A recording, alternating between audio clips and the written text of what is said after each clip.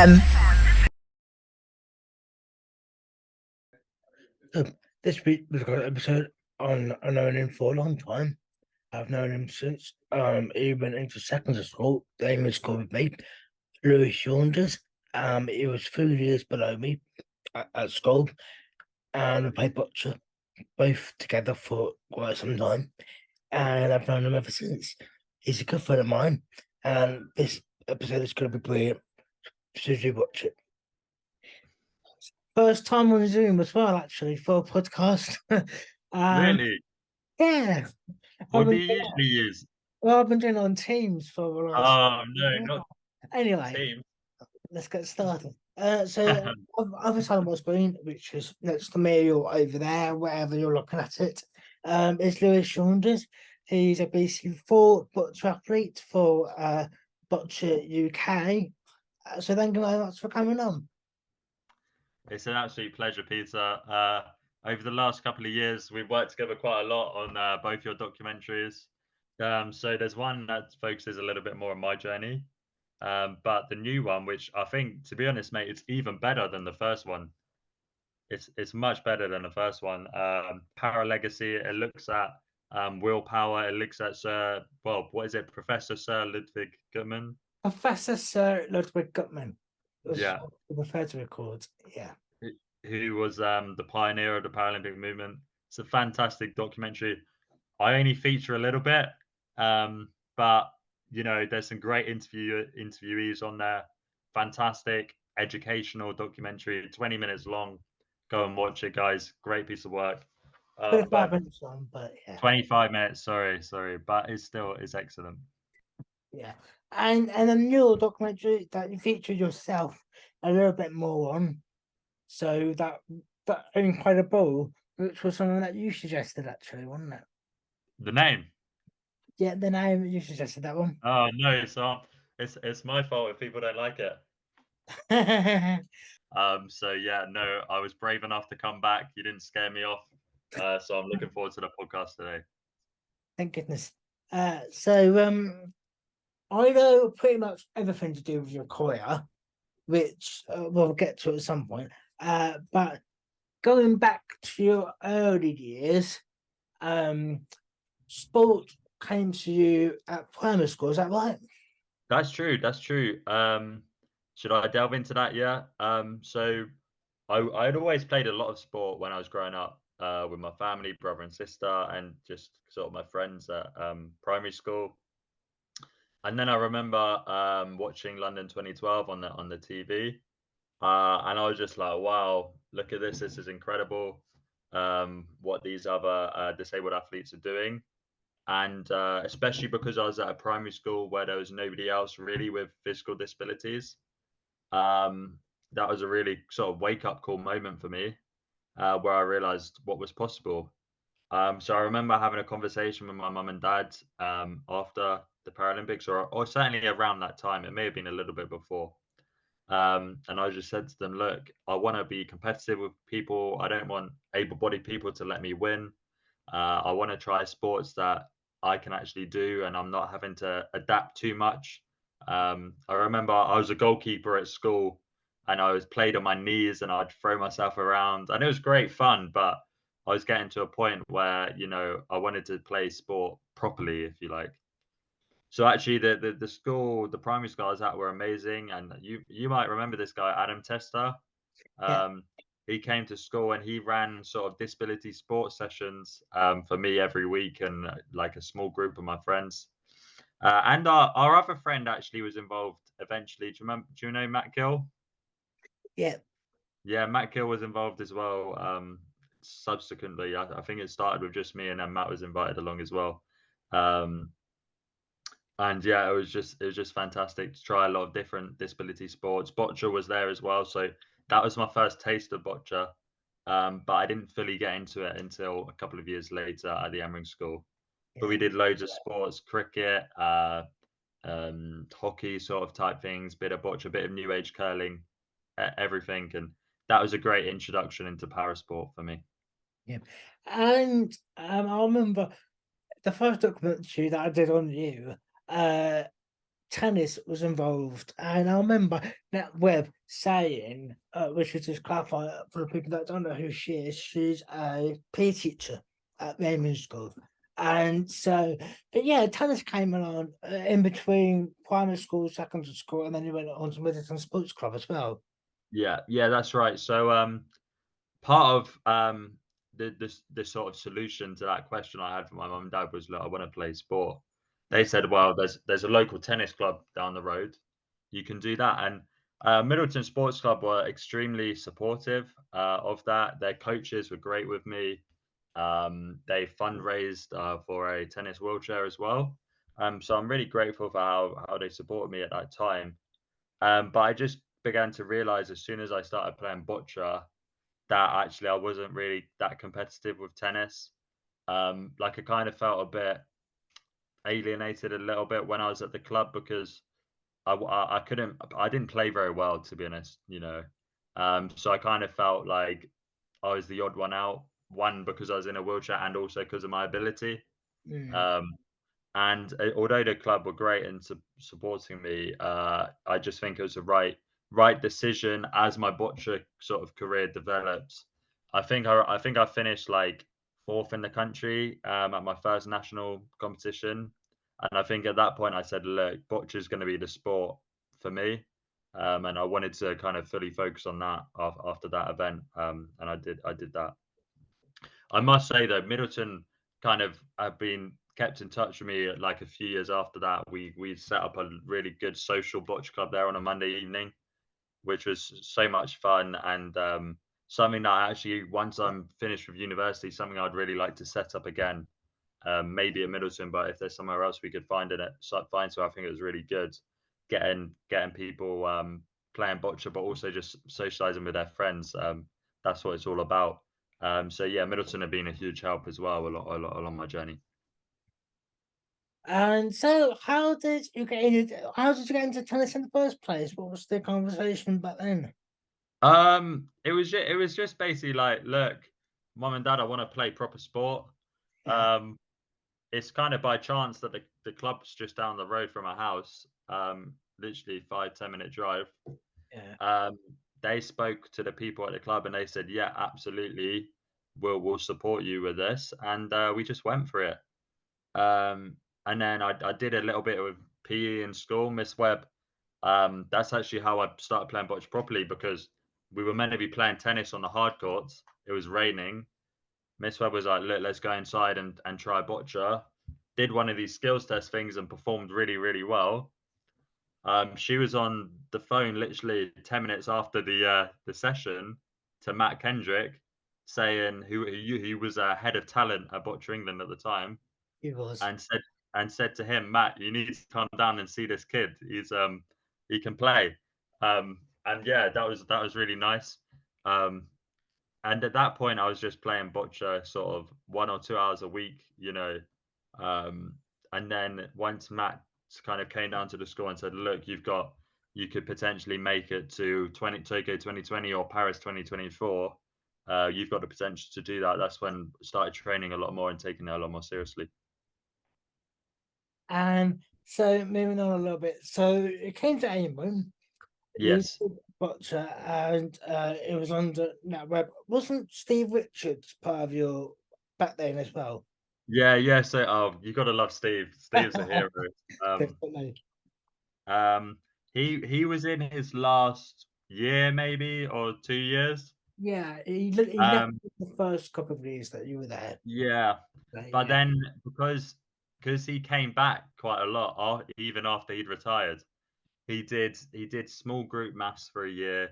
He did sociology and maybe a bit of psychology, but definitely sociology cover as well. So it was actually more in those years when he was coming back in. And he also, do you know the youth sport trust stuff? yeah, I He remember. was still he was still like the local lead for youth Yes, sport stuff. it was.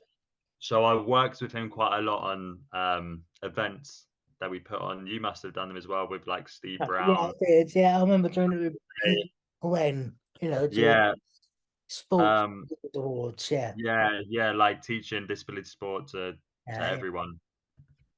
So I worked with him a lot with that, and because he had a bit more free time when he was retired, he would come in early before one of his lessons, and we'd do a session or two. Um, he also ran a Tuesday night club at Amring, which was great because we had a Thursday night boccia club, which was kind of for everyone. Yeah. So we maybe After had school, you mean? after school. Yeah, sorry. Not like evening. Yeah, yeah, sorry. The After after school. school. Sorry. I'm so institutionalized. I just feel like after school is the night, but it's not at all. Yeah, sorry. After school, we had a Thursday club, but then we had one that Steve ran on a Tuesday, which at the time was me, Tim Hayes, Matt Berry. So they were the kind of players who were looking towards the national squad. Um, so he kind of took that on, and we some brilliant training sessions over the years, and just good fun. So yeah, I look back at those days at Amring so fondly. And so you should do. Because you started get regular jump a little bit now. So you were 16 on your actual birthday, actually. Yes, yeah, You- on my you- actual birthday. Yeah, this is a bit of a weird thing to sort of Yeah. back in 2007. You're making me feel old actually, but you've been 16 in 2017. Uh, Yes, sorry, mate. and you were in Kansas. So tell me a little bit before that trip. So obviously you were picked up by Matt Kendrick to go on to Boccia England, but you weren't at Boccia England for very long because you kind of skipped in the air on the Half, yeah, pathway. yeah, yeah. So, Boccia England at the time were doing this really cool initiative called like a talent program, Yeah, talent program. Yeah, and they basically it was meant to be talent year one, talent year two, youth. Lion squad, England squad. Yeah, I did the first year of the talent squad, and then they just said, "You're good." Bumped me straight up to the England squad. I was in the England squad for a bit of time, well, yeah, maybe a year, 18 months. But towards the end of that 18 months, like I was more in the England squad and in the starting to break into the GB team. Couple of reasons how that happened. I won the national championship. I think. No, did I? No, I didn't win the national championship. and I uh, maybe that was later. I went to Prague and I won a competition in Prague he did. um in 2017. That was like May 2017 Yes, or June. And it's then I remember after I won that competition, um that's when the interest from GB kind of really increased. I was asked to go to more training camps. I then went to the British Championships that summer and finished second, um, losing to Stephen in the final. Um, and from that, and then it was kind of like after that, I was like, look, we've got a competition in America in Kansas in September. We'd really like you to go, get you classified, show you how good everyone is. Um, and yeah, fortunately, I was selected for that. And then since then, I've obviously represented Great Britain quite a lot. I've had amazing experiences, pretty successful time, and I'm just keep building on that. yeah. And your classification, you should just briefly mention is a BC4. And you always have been. And so would you mind briefly explaining your disability and then the BC4 classification? Of course, of course. So the BC4 classification is for athletes who've got kind of like a muscular condition. Yeah. So it's for people who have limited strength. Um, really. So my disability is a spinal cord injury. So when I was 3 weeks old, I got like osteomyelitis, which is where your blood infects your bone. But my blood infected kind of my upper vertebrae. Um, so I've got a sort of incomplete spinal cord injury from that. And I've had that since I was 3 weeks old. So I feel like I've been in a wheelchair all my life. That's just who I am, and I'm a BC4. It's a great category to be in because everyone's so blinking good. So it's such a great challenge, and it's a great experience to try and chase down these excellent bocce players and eventually beat them. Yeah. And so when they sort of took you on, was the lack of BC falls in that classification also a factor? Because I know Stephen Maguire was probably the top one in the country. Obviously he's Scottish, but in terms of Yeah, his play, then he is. yeah. But was it because there was a lack of BC falls as well at that time as well, or I would say I think yeah, it's partially like you've got to think what happened after Rio and leading up to Rio. yeah, They did have a BC4 squad of Stephen, Peter Maguire as well. His brother was in the team. Jamie McGowan had made the decision to move from being a BC4 to a BC3. Um, but that yeah. was a couple of years before Rio, so maybe 2014, I think that happened. Okay. Um, they had an athlete called Jamie Doherty as well. He was in the GB setup, and another guy called Kieran Steer, and he went to Rio. Of course, Evie Edwards Yeah, was in is in the group as well. she was. So before Rio, there was maybe six, 5 or 6 BC4s in Okay. the Great Britain setup for different reasons, retirement, moving to a different classification. Um, then there was probably only 2 really after Rio, and that was probably one of the reasons why they thought, okay, we need to boost Yeah. um, the depth in the BC4 category again. But for me, I felt the message was never really, Louis, we want you here to kind of boost depth. It was always kind of, Louis, you've got a lot of potential. Um, look at Evie, look at Stephen, look at the best BC4s in the world. We trust you, and we're going to give you the resources and the time and the coaching, so you can go and chase those athletes down and eventually push to become one of the best BC4s in the world. So that was a really nice message from the group, and certainly as a youngster, it was great to hear that I kind of had the backing of a great team, and I still feel like as supported now Yeah. by them, which That is makes lovely. sense. Yeah, it makes sense actually. Because I forgot about Jamie because I've always thought it was a BC3. So I Yeah, yeah. wasn't just Jamie Jamie was an incredibly successful BC4 before he became a BC3. Like he's I think there's only 4 BC4s who've ever won the UK championships, and yeah, Jamie's one of them. He's medaled at European championships. Fantastic player.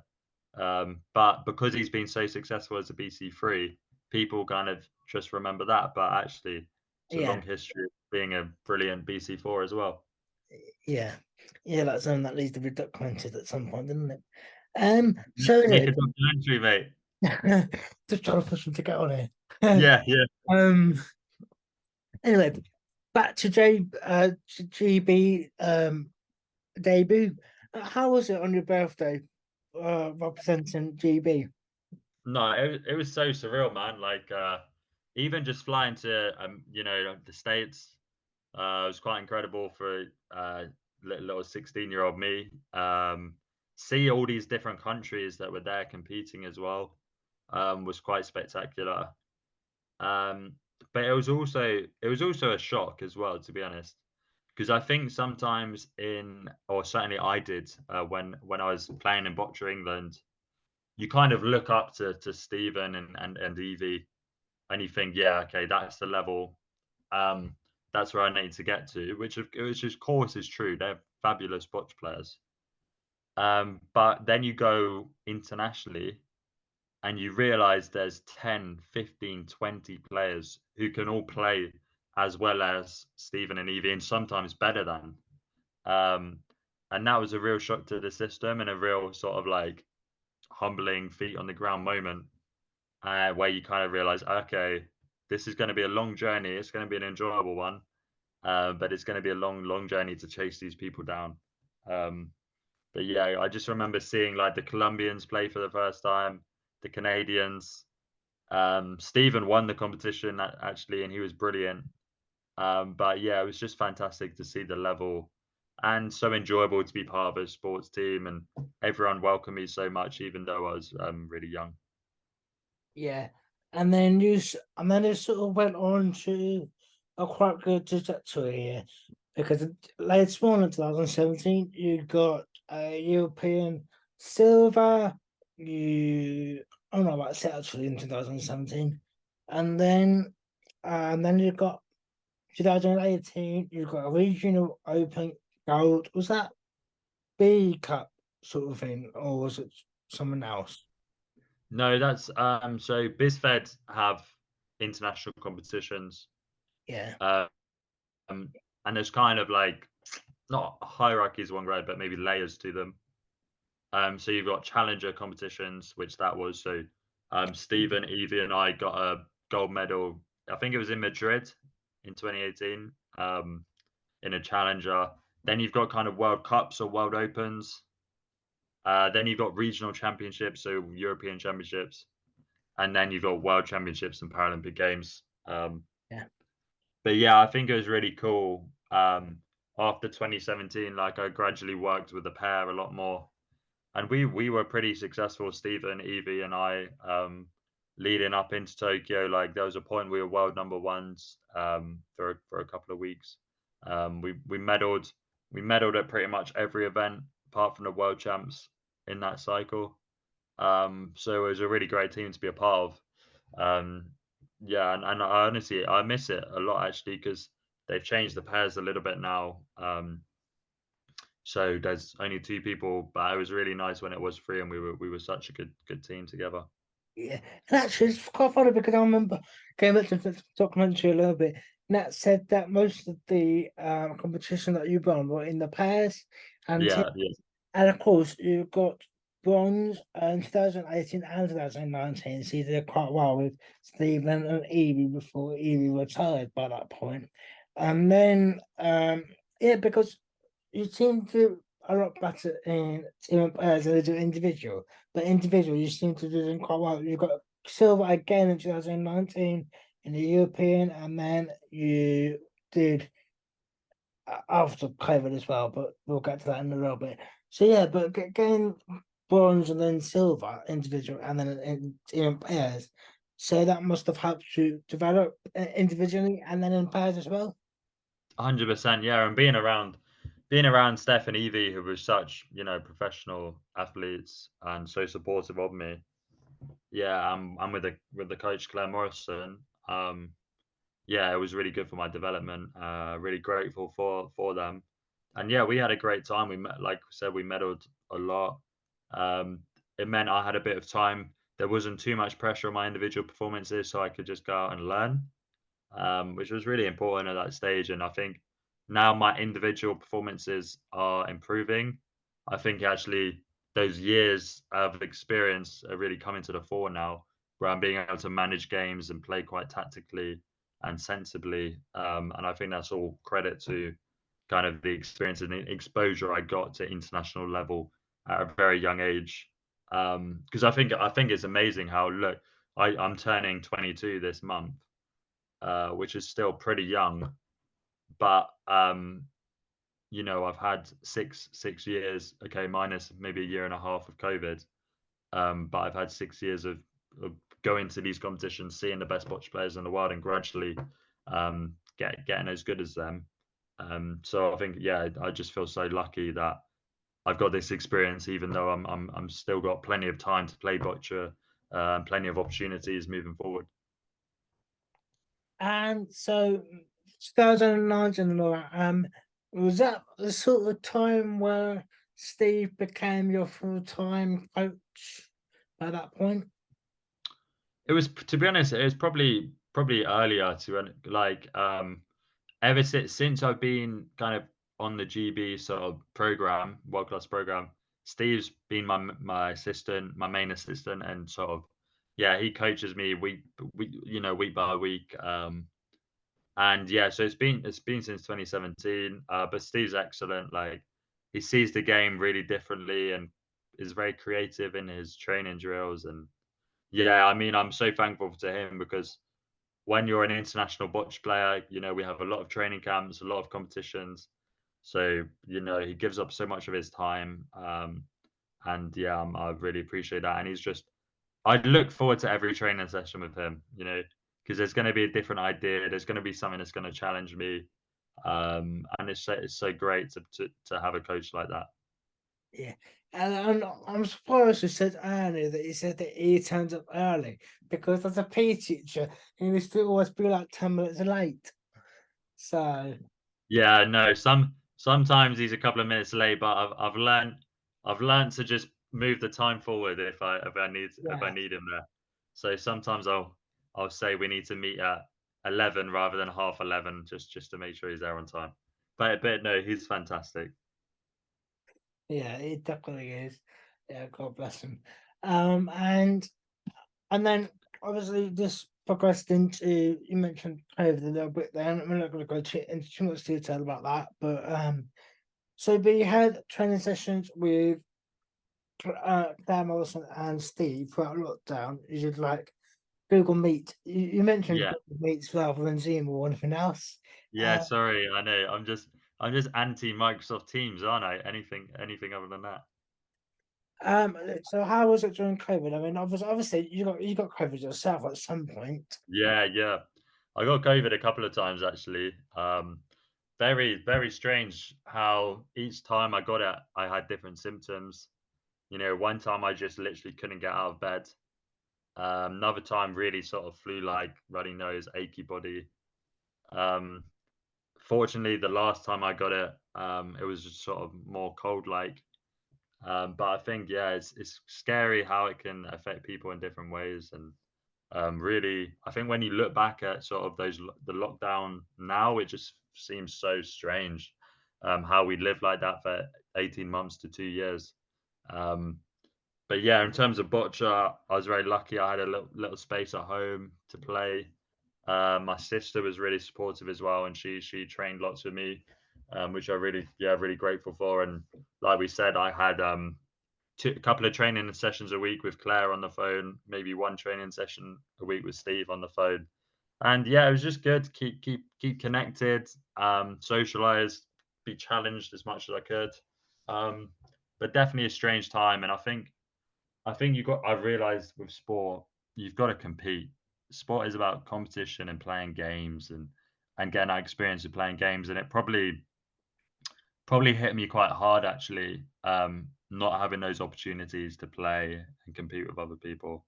So I'm really glad now that sort of life has returned to some more normal sort of pre-pandemic level where we can do training camps all the time. Like this afternoon, I'm going off to training with Matt Berry, and we'll play a couple of matches, and that really helps improve your level.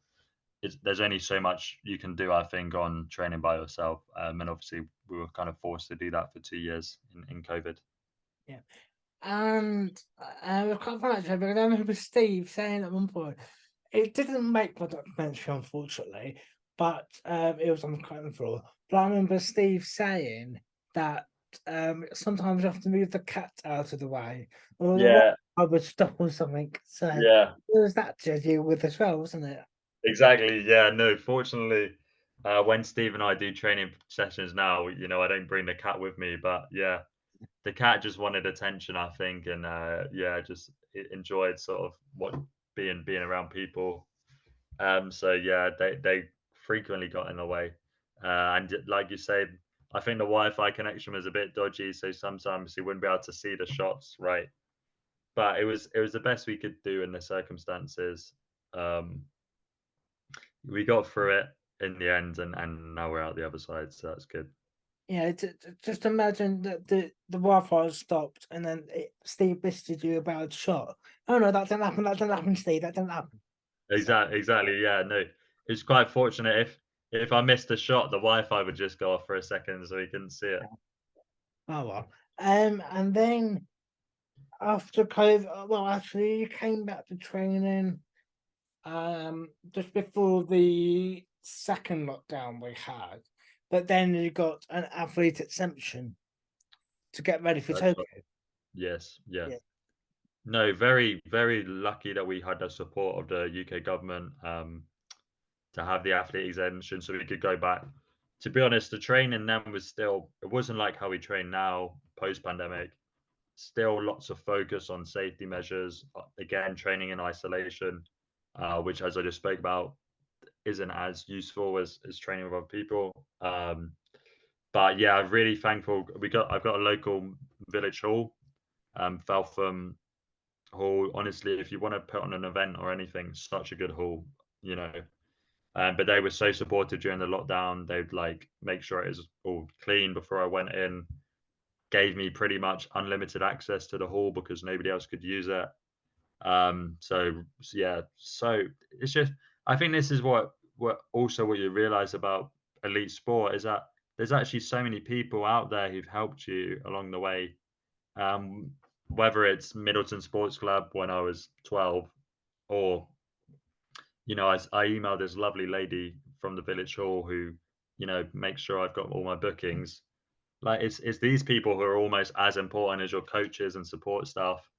So yeah, so thankful to them as well, that they let me train a lot down and they continually let me train in their hall at the moment as well. yeah, the unsung heroes. Or Exactly, and there's so many. yeah, Even you were at the Amering School. It's fantastic LSAs there who've made such a big impact on our lives. But unfortunately, they don't really get as celebrated as much as they should. Um, but they should that's do, but they should. They should. yeah. That's it, mate. You should do a documentary on the LNC. That'd be good. Yeah, a life in the day of a PA or something or whatever. Yeah, yeah, it'd be good. LNC is good. Yeah. I might have to credit you on that one though. Yeah, no, So after COVID, you went to Tokyo, yeah, obviously first Paralympics, and we'll see how much we can get in about 3 minutes. yeah, But you obviously it was your first one, so obviously it was going to be a bit different to what an ordinary Paralympics would look like. So how was it in Tokyo? yeah. No, obviously, like unbelievable experience, man. Couldn't believe the size of the Paralympic Games and just this buzz and feeling in the village and in the venue. It was incredible.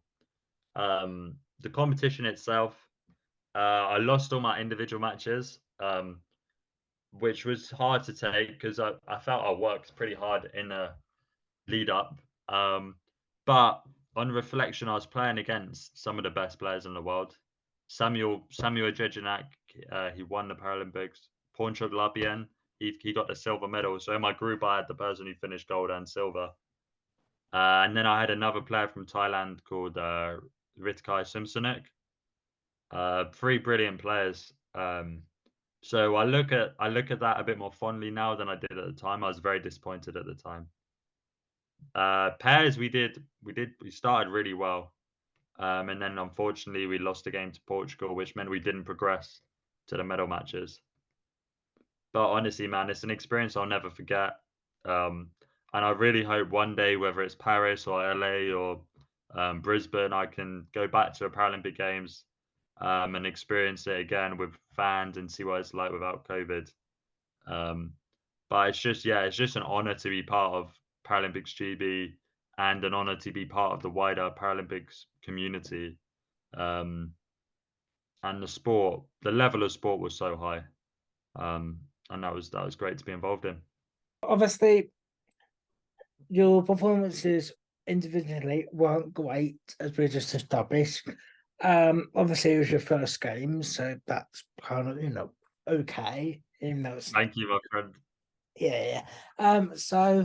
But obviously, training by yourself throughout lockdown and not having someone there to sort of compete against you in training must have had a bit of an impact to why you didn't do as well.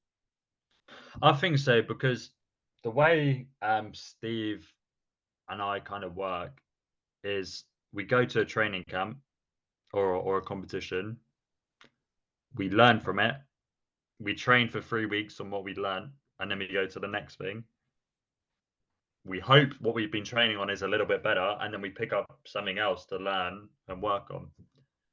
In COVID, we never got that almost evaluation time. We never got that scrutiny where I go to a training camp, Stephen beats me 10-0, and I can go away and learn from it. Yeah. We didn't get that enough during COVID. Okay, we maybe had 3 camps before the games, maybe 4. But even then, there wasn't really enough time to go, oh, sugar, we're actually further away than we thought here, to kind of build ourselves back up. So I definitely think that had an impact on me.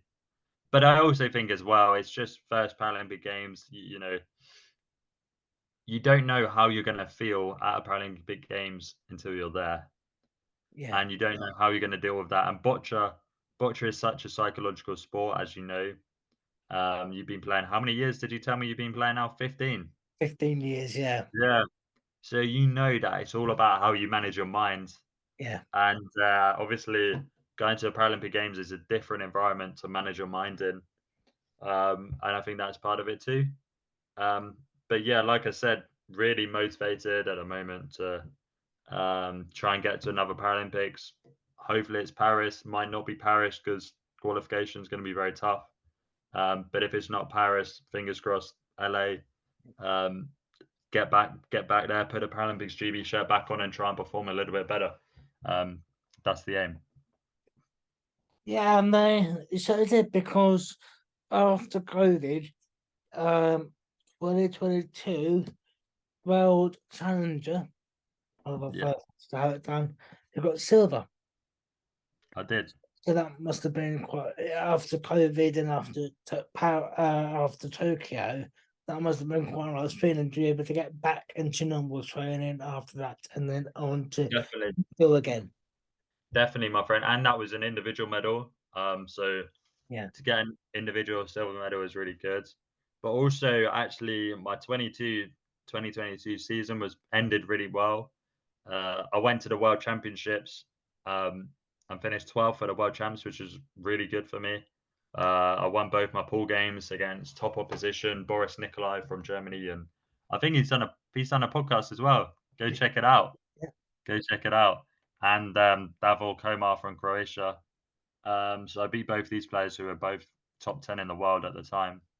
So that was a really good competition as well. So yeah, I think as you say, I just got back into my usual routine of training camp, learn, competition, learn, training camp, competing all the time, bringing up my match play skills, and that hopefully helped me got the results last season and is putting me in good stead this year as well. And I think it's just working out what training sort of schedule gets the best out of yourself, and then really committing to that.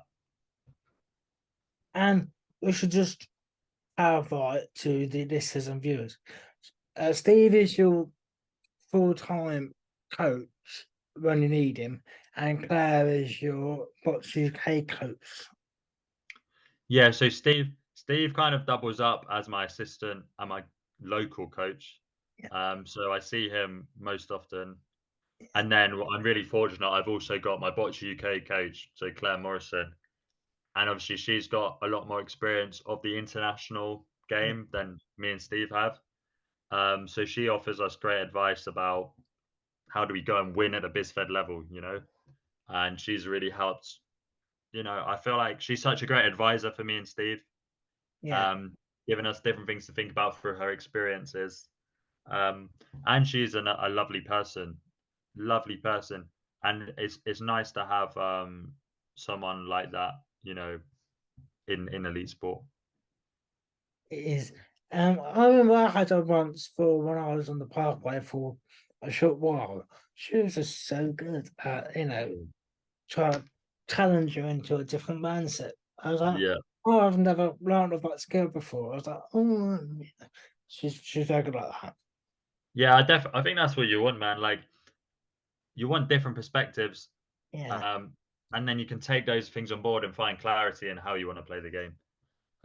But yeah, really, I'm I'm really enjoying and really happy with where I'm at the moment. I had a really successful competition last week in Brazil, and I'm just looking forward to keep moving forward, keep trying to get better, keep pushing on. Before we get to last week's one, we should just say this is being recorded on the 13th of September. So it's not, when this comes out, it's not going to be last week. It's going to be like 3 weeks Sorry, or something. sorry, my friend. But we had, I've reported on this quite often on Voice FM as well on the radio. So people might have heard of this before. But European Power Championships. Now, we should say that this is the first sort of thing that's happened. And I quite like actually because it's some sort of extra event to try and get to Paralympics. So it's like another qualifying thing, if you like.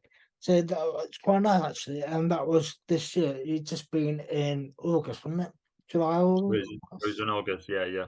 Yeah, No, I think firstly, as you say, I think it's such a good idea. yeah, Um, we want to try and get. I spoke about this a little bit in the other documentary, I think, but we want to try and get as many people as possible watching disability sport and para sport outside of the Paralympic Games. And I think a big multi-sport event is one way to do that. I also think it's great for developing botch players and all developing athletes to get exposure to what the Paralympics is like, that busyness, that buzz, that sense that there's other things going on beyond just your own sport. And we took quite a young team out to the European Championships last month, August, because um, and I think it's going to be such a great thing for those athletes when they eventually get to their Paralympic Games to have that experience of what it kind of feels like. Obviously, a Paralympics is again another step up, but it's a good stepping stone to that. yes. Um, and yeah, so I think absolutely, it's brilliant that the IPC and or the EPC, whoever is involved in set it up, and hopefully they can do more and more events like that in the future. Yeah, it's so weird that this event hasn't existed before. I mean, if I feel like I should have been done years ago, but it's good that it's doing now anyway. Yeah, yeah, Yeah, and then we'll get on to Brazil. You mentioned last week you went out again. So how was yeah. that? World Cup? Honestly, probably, yeah, it was a World Cup event, and it's probably the best I've ever performed. With a Boccia UK shirt on. I finished seventh overall, but I was so happy with that finish because the quality of the opposition there were just incredible. I managed to beat some truly world class players and challenge other players who are also world class. So I beat Grisales, the world number one, in my pool. I played in the quarters final against Yuqing Lung, who's from Hong Kong, multi-time Paralympic medalist. I narrowly lost to him 3-1, but it was just such a good bocce game to be part of. The accuracy was so high, the intensity was there. So just overall great experience, and I'm hoping to build on this positive experience now as we move to my final international competition of the year, which is another World Cup in Portugal in early October. Let's get so you mentioned Boris earlier. Boris Nikolai. Yeah, very good, very good bloke, very nice. I mean, I'm pretty sure I've got paid to say that. No. He's lovely. So when did you start going to these invitational individual Germany bocce games? Yeah. So the first one I went to was actually the year before you won it, because you won this year, right? Yeah, one this year BC5s, but Yeah. yeah, So that was an incredible achievement. Well done. thank you. I went last year. So what year was that? 2020, Two, 2022, 2022. yeah, But yeah, I mean, Boris is such a good player, man. So good, so consistent, such a great lob shot, great layups. Wow. Um, so he invited me out there. There was other athletes there as well, Bastian, Anita. But it was just good to play other people, man. You've never played before. like I said, compete in, learn from it, compete again, learn from it. That's the mode that helps me improve.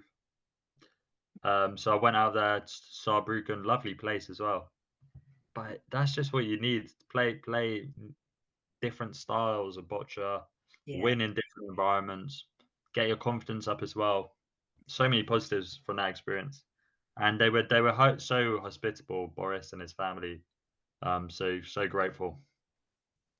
Yeah, it's interesting to see a different environment because obviously when I went to Germany, it was so hot. It was just unbearable. I don't know how they managed to train in the heat and compete in the heat. Yeah. It's ridiculous.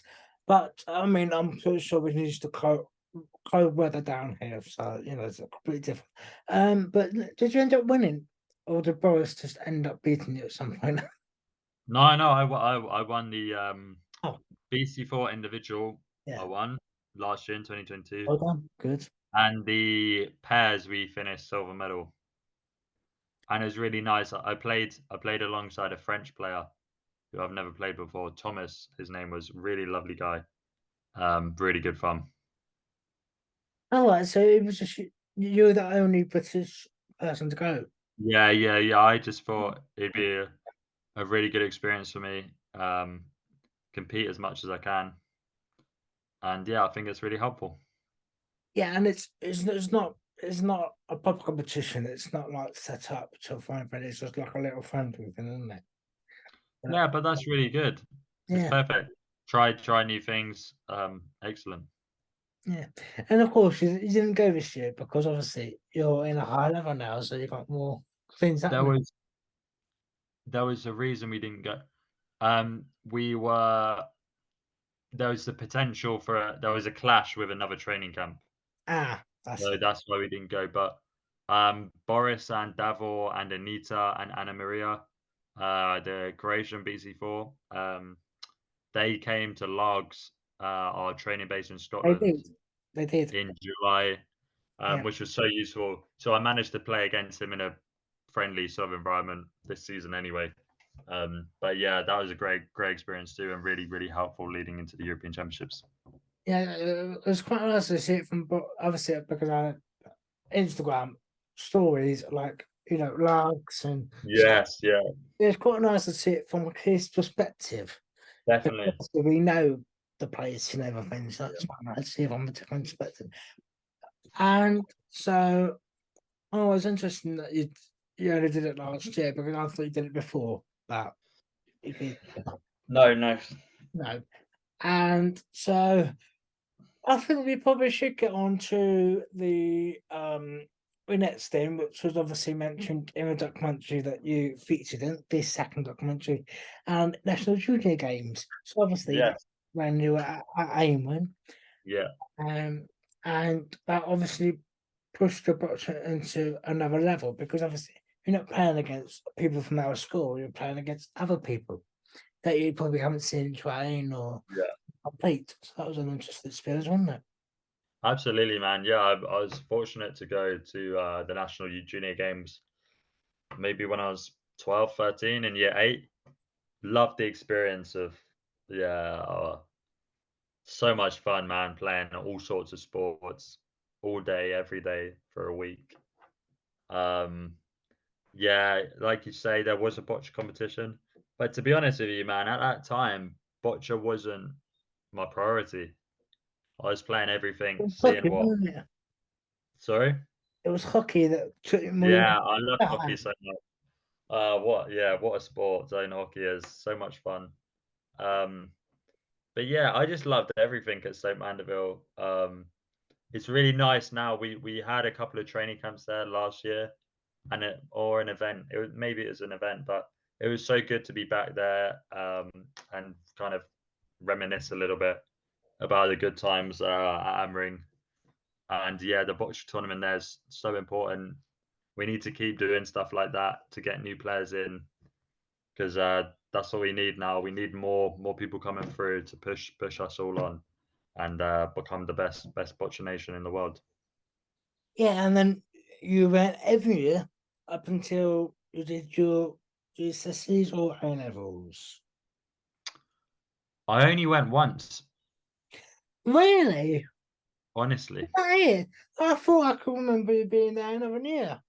Really? Oh, I'm once. how does that work? Um, Blimey. year 8, year 8 I went. Yep, you did. Year 9 I went to France with Steve, Oh, uh, yeah. Lewis Edwards and Nathan Freeman. We did a young leaders course. It was great. It was great Oh, fun. I see. Okay. Yeah. And then I was in year 10, 11, 12, and 13. Yeah. And the priority then was Boccia. I was going around the world into training camps Of all the course. time. So yeah, I missed Stoke Mandeville, but honestly, even the 4 days I had there, great fun. I should have researched that sooner. But yeah, no, yeah, but it was really, really good. To try, willpower does a lot of stuff, try to get more super periods of sports. That's brilliant. Um, and then obviously, let's go on to the future now. Sort of finish it all off now. So, your goal is, of course, Paris next year. Whether you get there or not, that's yet to be decided by the Yeah. qualifying that is yet to be done. So you've got some coming up at the end of this year, going on to next year, haven't you? Yeah, I mean, the qualification is quite complicated, It is, yeah. and I'll be honest, I don't think many people truly understand it when the cut-off points are. But yeah, obviously my goal is to get to Paris. I think it's going to be very challenging, to be honest, because of how the qualification works. Yeah, But yeah, I've still got one more event this season to help me, and then I don't know if the events will count next year or we can apply for different. Yeah, maybe I'll be able to get in. So that's the plan. yeah, But even if not, um, I'm in my final year of my degree this year. Looking forward to finishing that, and then hopefully I'll have a cycle towards LA, um, with no disruptions by a pandemic, um, no degree to focus on as well, where I can just go full steam ahead into Boccia, and fingers crossed, if not Paris, it's LA, and I get there. And yeah, I think it's also important to remember there's World Cups, regional championships, world championships in between that time, and it's brilliant to be able to play Boccia at them too against the best in the world. So yeah. um, yeah, whatever happens, looking forward to what the future holds with the sport. Fingers crossed it's Paris. But if not, looking forward to helping the guys who are going to Paris train and prepare for it next year.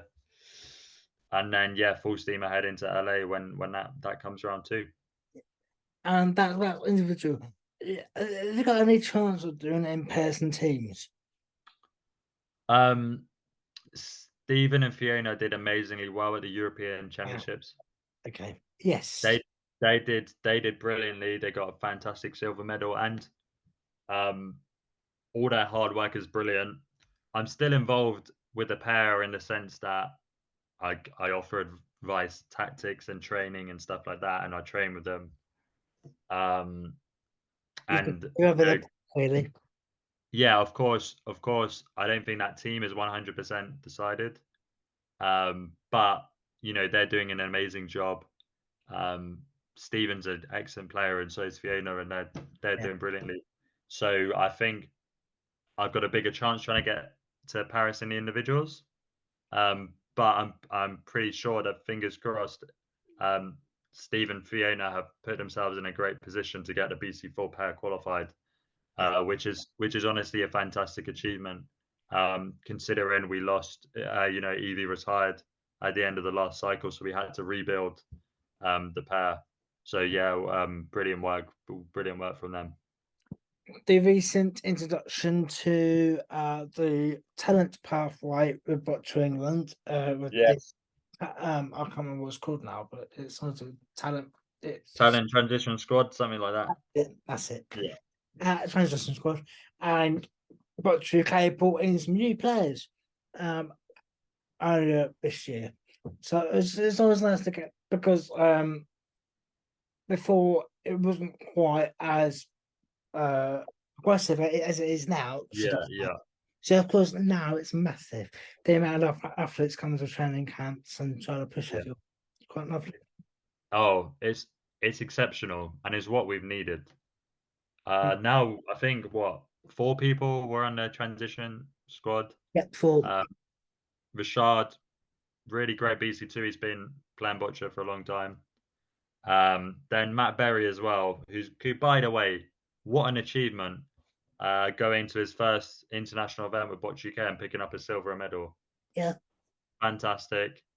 You've then got 2 great youngsters, young BC4s coming through, Tyler and Sophie. Both did really, really well at the World Youth Games, becoming world champions. That's incredible. Tyler as well got his first taste of international senior boccia in Poznan in August. It's so good that we're giving these people these experiences that they deserve, and it will only help the top level, and it will help them get to the top level. So such a good initiative. Got a great coach, Michaela, kind of leading it with Liz. So yeah, really excited to see what happens to these 4 athletes, and hopefully we can keep expanding the pathway and expanding the transition squad in the future. Yeah. And one last thing. So obviously school, sixth form, university. Well done you. And how have you? I said it before in the documentary. I'll say it again. Is that how did you manage to do all of your school? Because I remember Nat saying at one point that Steve would be the one taking you everywhere internationally when you're at Aiming, which she's not happy with them about still. And that she said that you did work on the airplane when you're going places, you'll do your work. And of course, your parents are both teachers as well. Yeah. So that must have helped as well. Yeah, no, I think kind of very lucky the support I've got around me. Amring were excellent. Sussex Uni are really good now as well. Everything's online, so it's quite easy to access when I go away. Obviously, mum and dad, like you say, teachers. Steve as well, being kind of a former teacher. Yeah. I remember we still joke about it now, but when we were in Kansas, we were kind of reading Macbeth together. Yeah. You know, that was the Shakespeare component of my English literature GCSE. But yeah, I think it's all about time management, mate, and having the energy and passion.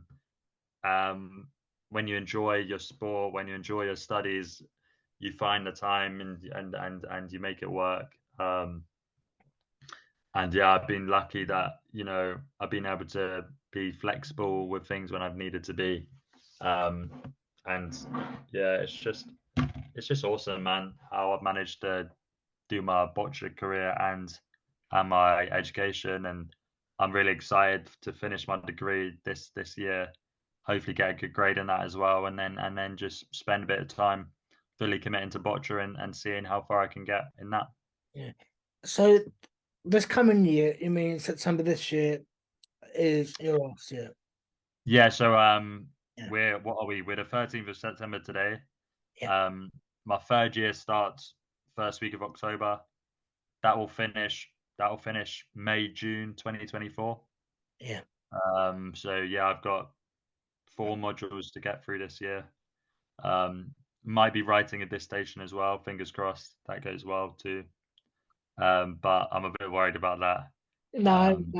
What about that when I get to it? Because it was a painstaking new module that was Yeah.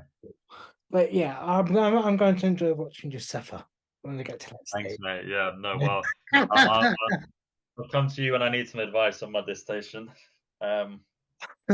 Yeah. I'll be some fresh eyes for your punctuation and spelling. Yeah, exactly. So References and all that. Yeah. Instead of Grammarly. Yeah. But that's everything. So thank you very much for coming on. I just want to say thanks so much, Peter, for all the work you're doing. I think it's amazing how you're kind of bringing people to parasport, disability sport, and just keep going, man. You're doing an excellent job, so thank you.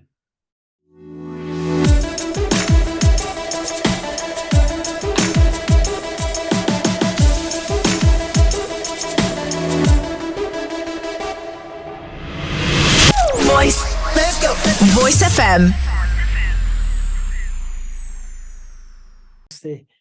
The so mine's gone blank. Hang on. No, that's right. It's just what happens when they get to 25 years old, and you just start forgetting things. You've got another 3 years of that. Yeah, I'm all right for 3 more years. Yeah, what is the next? Oh yeah, I was going to say, yeah, because obviously the